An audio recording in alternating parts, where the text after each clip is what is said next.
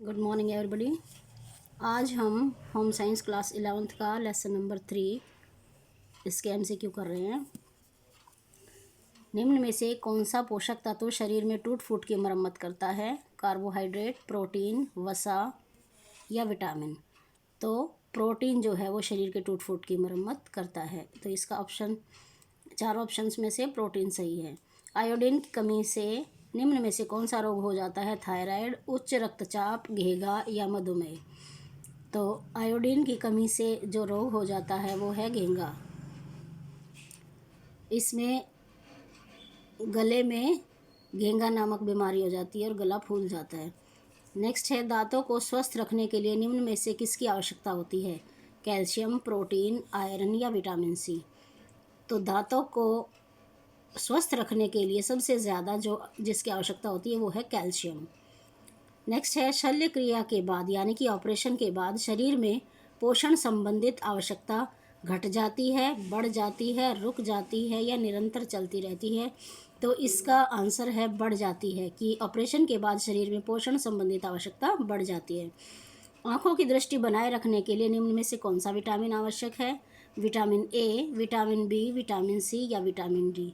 तो आँखों की दृष्टि बनाए रखने के लिए जो विटामिन हमारे लिए आवश्यक है वो है विटामिन ए। हरी पत्तेदार सब्जियों से हमें क्या प्राप्त होता है? वसा, आयोडीन, तांबा या आयरन? तो हरी पत्तेदार सब्जियों से हमें जो प्राप्त होता है वो है आयरन। तो इसका राइट ऑप्शन है आयरन। किसी भी खाद्य पदार्थ को भोजन की संज्ञा दी जाती है जब उस खाद्य पदार्थ के पोषक तत्व रक्त में घुल सकें, जब वे शरीर के लिए उपयोगी हों, जब वे शरीर की आवश्यकताओं को पूरा करें या उपरोक्त सभी। तो किसी भी खाद्य पदार्थ को भोजन की संज्ञा दी जाती है जिसमें ये तीनों ही हों, यानी कि उपरोक्त सभी इसका आंसर रहेगा। फिर शरीर को ऊर्जा प्रदान करना तथा तंतुओं का निर्माण करना भोजन का डैश क्या? सामाजिक कार्य, शारीरिक कार्य, सुरक्षात्मक कार्य या उपरोक्त सभी? तो भोजन का शारीरिक कार्य है ये। इसका राइट ऑप्शन है शारीरिक कार्य। निम्न में से किन पौष्टिक तत्वों को वृहत पोषण तत्वों की श्रेणी में रखा जाता है? वृहत यानी कि जिनकी हमें ज़्यादा आवश्यकता होती है। तो खनिज तथा लोहा, प्रोटीन और वसा उपरोक्त में से कोई नहीं, तो उपरोक्त में से सभी। तो इन चारों ऑप्शंस में से प्रोटीन और वसा इसका राइट ऑप्शन है। प्रोटीन और वसा ऐसे पौष्टिक तत्व हैं जिनको वृहत पोषण तत्वों की श्रेणी में रखा जाता है। फिर है, साधारण कार्बोज निम्न में से किस खाद्य पदार्थ के पाए जाते हैं? आटा, रसीले फल, गन्ना, चकुंदर, अनानास या उपरोक्त सभी?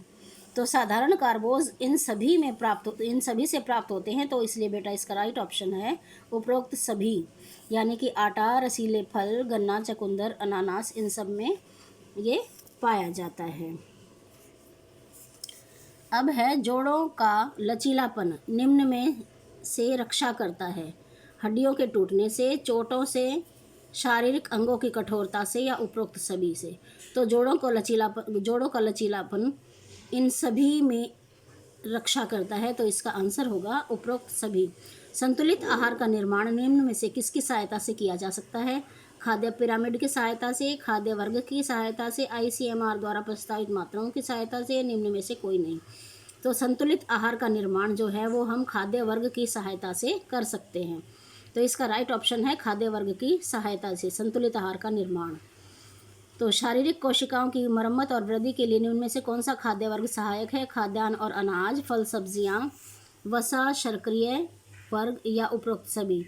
तो कोशिकाओं की वृद्धि और मरम्मत के लिए वसा और शर्करा वर्ग जो है सबसे ज़्यादा सहायक रहता है। फिर है, खाद्य पिरामिड की सहायता से निम्न में से किसको समझा जा सकता है? खाद्य वर्गों के प्रयोग संबंधी, दिन भर के आहार में खाद्य पदार्थों की आवश्यकता, दिन भर की ऊर्जा की मात्रा या उपरोक्त सभी? तो इसमें जो है राइट ऑप्शन रहेगा दिन भर के आहार में खाद्य पदार्थों की आवश्यक मात्रा।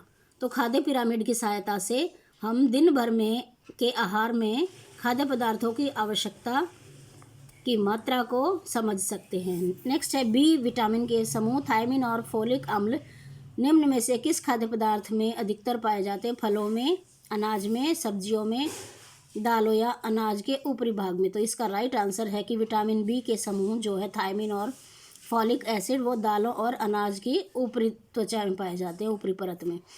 इसका राइट ऑप्शन रहेगा दालों और अनाज की ऊपरी परत में बी समूह के विटामिन, थायमिन और फॉलिक अम्ल पाए जाते हैं। फिर है किशोरों और किशोरियों की पौष्टिक आवश्यकताएं भिन्न होती हैं क्योंकि उनकी आदतें अलग होती हैं, उनकी पसंद अलग होती है, उनका कद और भार अलग होता है, उनकी शारीरिक वृद्धि अलग होती है। तो इसका राइट ऑप्शन है उनकी शारीरिक वृद्धि अलग अलग होती है।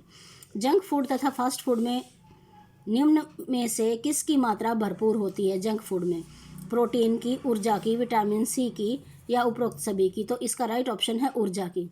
ऊर्जा की मात्रा जंक फूड या फास्ट फूड में सबसे ज़्यादा होती है, तभी हमारा वजन बढ़ता है। उचित लौह तत्व युक्त भोजन के अभाव में किशोर निम्न में से किस रोग से ग्रस्त हो जाते हैं? उचित लोह युक्त भोजन तो अनीमिया या रक्तहीनता, बौनेपन से, स्कर्वी से या रतौंधी से? तो एक बार फिर से इस क्वेश्चन को पढ़ें। उचित लोह युक्त भोजन के अभाव में, यानी कि ऐसा भोजन जिसमें कि लोह तत्व का अभाव हो यानी कि कमी हो, उससे किशोर किस रोग से ग्रस्त हो जाएंगे? अनीमिया, रक्तहीनता। क्यों? इसका राइट ऑप्शन है अनीमिया या रक्तहीनता, क्योंकि जो लौह तत्व है वो हमारे रक्त को बनने में सहायक होता है, इसलिए लौह तत्व के अभाव से हमें अनीमिया या रक्तहीनता की बीमारी हो जाएगी। नेक्स्ट है बुलिमिया तथा एनोरेक्सिया नर्वोसा निम्न में से क्या हैं? शारीरिक समस्याएं हैं, मानसिक समस्याएं हैं, भोजन संबंधी मनोवैज्ञानिक समस्याएं हैं और डी ऑप्शन सामाजिक समस्याएं हैं। तो इसमें से बेटा राइट ऑप्शन है भोजन संबंधी मनोवैज्ञानिक समस्याएं।